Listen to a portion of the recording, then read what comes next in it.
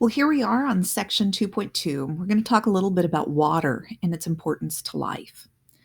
So, one thing we want to do is just look at some of the unique properties of water. Remember back in section 2.1, we discussed this idea of covalent bonds where electrons are being shared. And in water, it is a covalently bonded molecule. And the deal is, oxygen is much larger than hydrogen. And so the electrons spend a lot more time hovering around the oxygen than they do the hydrogen. It's still sharing electrons, they're still going around the hydrogen. But because of this, the area around the oxygen atom is far more negative than the area around the hydrogen atoms, and those get slightly positive, which means that we've got a polar molecule. And it's this polar molecule that has some really weird and cool properties. And so we're going to discuss these 6 key properties of water. The first one is that water is liquid at room temperature. That's not true of a lot of the things that you interact with. In fact, if you think about metals, that's primarily a solid. You think about a lot of things, but water is a liquid at room temperature. This means that your body, which is filled with a lot of water, has this liquid solvent that it's operating with. The other thing we have to remember is that liquid water does not change temperature very quickly. And so here you can see some individuals participating in a polar plunge.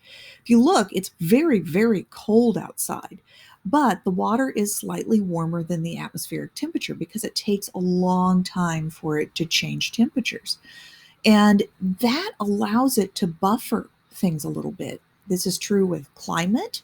If you think about coastal areas, their climates tend to be a little bit milder than if you go inland.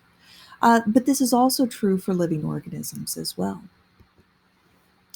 The third thing about water is it has a really high heat of evaporation, meaning it takes a tremendous amount of energy to get that water to evaporate, to go from a liquid to a gas. This is a real benefit to you because if you sweat and you can get that water to evaporate off of your skin, it will take a lot of that energy with it, allowing you to cool off. So, again, we often will use liquid as a way to cool ourselves. Number 4, frozen water is less dense than liquid water. What's interesting here is that most things, as it gets colder, the atoms get closer and closer together. So most solids, when they get cold, the colder they get, the smaller they get. Water, weirdly enough, doesn't do this. If you look at this image, you'll notice that the liquid water molecules are vibrating and sliding past each other relatively close together. But if you look at the solid, it actually turns into a crystalline structure. And because of that, it spaces those atoms out. And again, if you look very carefully at that image, you'll see some little tiny pluses and minuses. And it's because of that charge, the positives go near the negatives go near the positive, and it creates this crystalline structure, which leaves a lot of empty space between the atoms. And in that empty space, we create something that is less dense than the liquid, and because of that, it floats. And this is huge for our climate.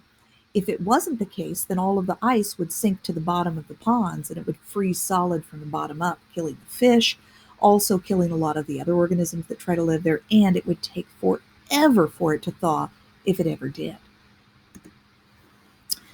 This is one of my favorite properties of water, and it's this idea that those molecules tend to cling together. And so you can see here's a person pouring liquid out of a beaker, but instead of it falling straight down, the cohesion among the individual molecules is so great that it will actually run along that string and it will kind of cling to it. We'll see this having a role in things like capillary action and some of the functions that happen in our body later in the year.